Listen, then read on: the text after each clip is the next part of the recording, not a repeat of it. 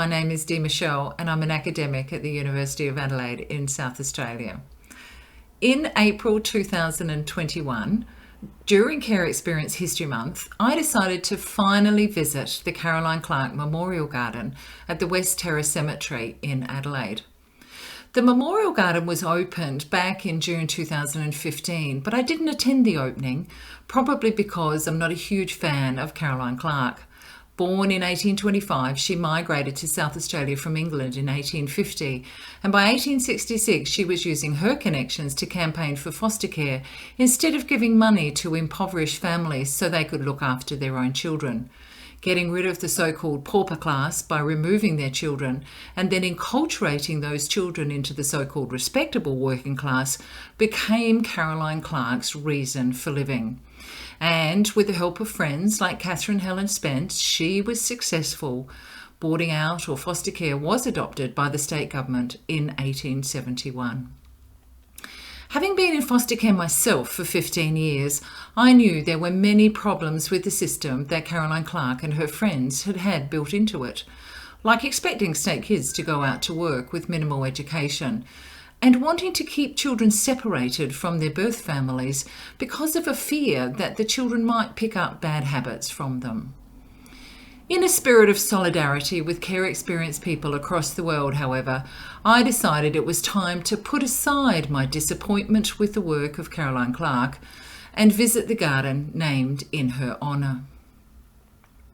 Turns out I was as disappointed in the Caroline Clarke Memorial Garden as I had been with this woman. The Caroline Clarke Memorial Garden was opened with a promise to be a place where we acknowledge children who had died in state care and a place of reflection for those of us who have grown up in state care. What I found was that in only 6 years, the Memorial Garden has become a symbol of how often the state neglects the children in their care. The Caroline Clarke Memorial Garden was established by the Adelaide Cemeteries Authority in 2015, and they did this to commemorate 50 children who had died while in state care and then been buried in the West Terrace Cemetery in unmarked graves. The garden commemorates many adults too who had been buried in unmarked graves at the cemetery. On our way to the Memorial Garden, it's important to remember that, as a general rule, the state only intervenes in the lives of the economically poor. Not all children who live away from their birth families, for whatever reason, are placed into state care. Some grow up with family members, friends, or even spend much of their time in boarding schools. As we will see, the opportunities, outcomes, and even memorialisation can be very different for them. Our first stop today is the statue of Colonel William Light here on Montefiore Hill in North Adelaide. Called Light's Vision, the statue sits on an area designed to look out over the city of Adelaide. The statue of Light was originally located in Victoria Square in the centre of the city, but relocated to North Adelaide in 1938 as part of a centenary project honouring early migrants to South Australia. We have stopped here for two reasons. One, because Colonel William Light was the first Surveyor-General of South Australia.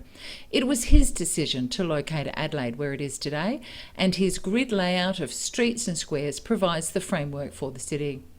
The West Terrace Cemetery was included in William Light's 1837 plan for Adelaide, and that is also the location of the Caroline Clarke Memorial Garden.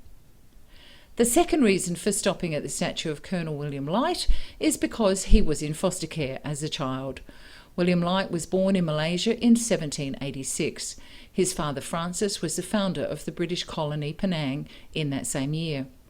William's mother was Martina Roselles, who had 5 children with Francis and was likely to have had Portuguese and Asian heritage. Francis Light wanted his eldest son to have an English education. 2 years before his death from malaria in 1794, Francis wrote to his friend George Doherty in Suffolk, England, and gave him charge over William, leaving him to organise suitable schooling for the boy. William was only 6 when he went to England to live with the Dohertys. He never saw his parents again. William stayed on with the Dohertys, who made sure that the boy had a good education paid for through his father's estate. At 13, William was working as a cabin boy on a frigate. Along with other boys, often orphaned and often not well off, he would have had to do all the dirty and menial work on that ship. William Light had numerous adventures with the Navy and after he left the Navy, and he was appointed Surveyor General for the new colony of South Australia in 1836. Our next stop is Finnish Street in North Adelaide, named after the first Premier of South Australia, Boyle Travis Finnish. Boyle Travis Finnish worked with William Light on the surveying party for the City of Adelaide in 1837. And, like William, his childhood was marked and marred by displacement from his family. Boyle Finnish was born in 1807 at sea. His parents, Susanna and John Finnish, were travelling to Bombay with the Essex Regiment at the time, as John was paymaster for the 1st Battalion. In 1812, Susanna, 5-year-old Boyle, and his 2 sisters were living back in England with Susanna's sisters in Kent. After Susanna returned to India, where she died in 1815, the Finnish children stayed on with their aunts. Young Boyle attended school in Rochester, Kent, until he was about 10, and then he was sent to London. Thereafter, he saw little of his aunts, but a maternal uncle took care of his welfare and his education. At 15, Boyle Finnish enrolled with the Royal Military Academy, where he had a successful career.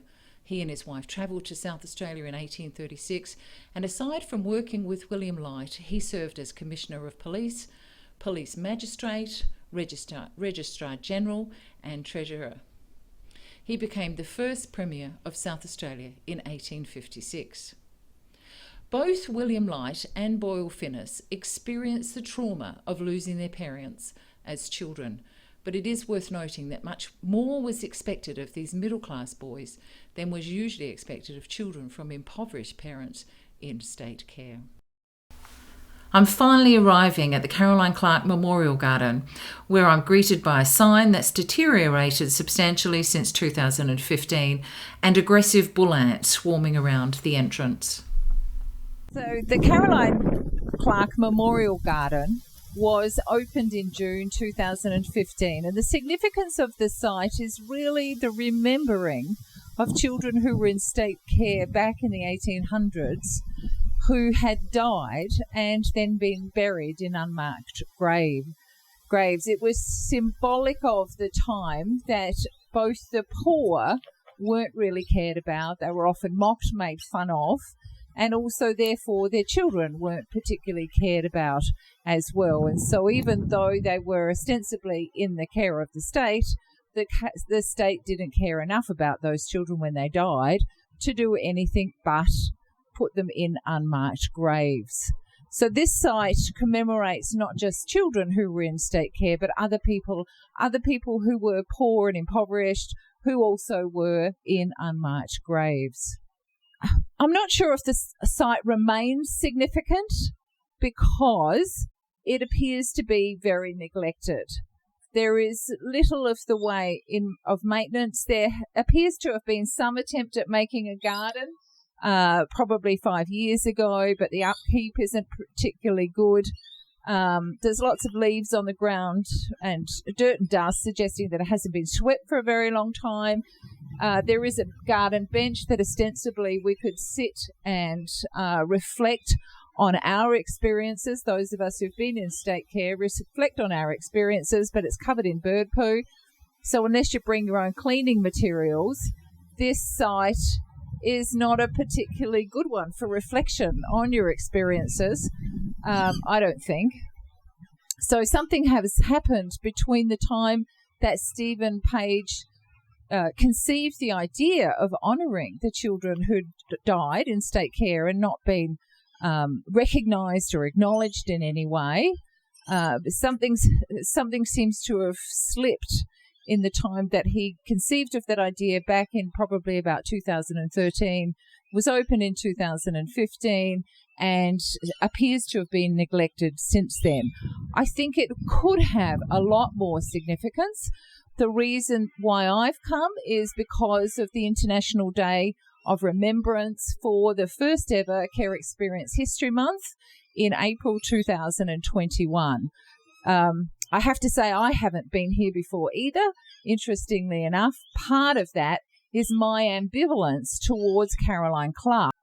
While I am very definite that she was concerned for children, I think that she was also concerned with maintaining some of the social stratification in the society. So when she organised foster care, instead of maintaining children in dreadful orphanages, the destitute asylum, there were some things that she reproduced about the existing society. So children were supposed to go to school, but she also expected them to do lots of work to develop these sort of good habits of work instead of education. So education wasn't the top priority. The children were tended to be placed with what was called respectable working class people, so they could be enculturated into the working class environment so that they could become maids and servants for people of her class and those in the upper classes. So so I don't doubt that she was concerned for children, but I also don't doubt that she was busily reproducing the social system of the time as well, instead of radically challenging it. I think this community should care about the site and care about it more than they evidently do. And I think that if this site was cared for, looked after, well maintained, it would continue Stephen Page's work of wanting to recognise children who've been in state care.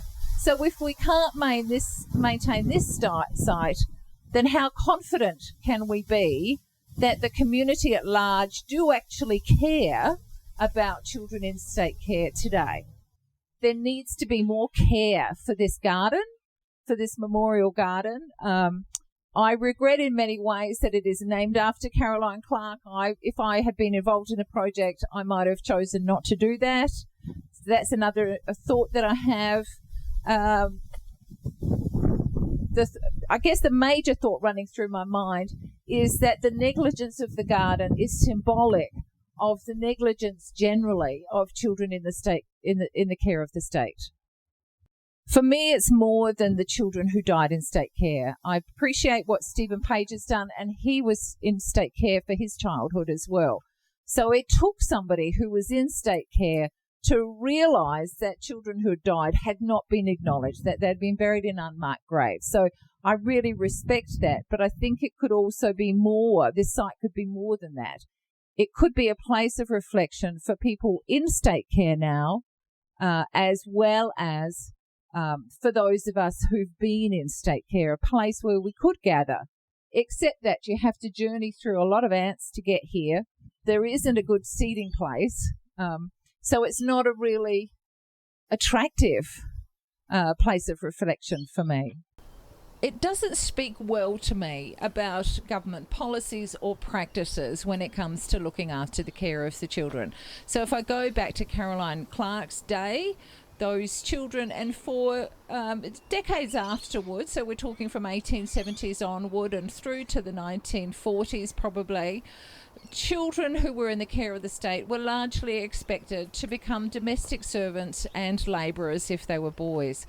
And it's tucked at the back of the West Terrace Cemetery. So if you think about going into a middle class, upper class household, then you wouldn't be doing that if you were a servant in that household. You would be expected to go round the back. And it's almost as if we've replicated that idea here, where you go round the back of the cemetery in order to locate this garden for the children who were at the very bottom of the social hierarchy. Children today are still located at the bottom of the social hierarchy. And so I think to locate the cemetery here suggests, in 2015, suggests to me that our attitudes have not changed. We haven't located them at the front of the cemetery. We've tucked them at the back, like those domestic servants coming in the back door of middle-class homes. So even though it's called a memorial garden, it doesn't feel like a garden. So I think that if there could be more attention paid to the maintenance of the site, making it feel like the community continues to care, or making it feel like the community has changed its mind about these children and now will care for them. It's worthwhile considering the contrast between the Caroline Clarke Memorial Garden and the Garden of Memory for the Australian Imperial Forces.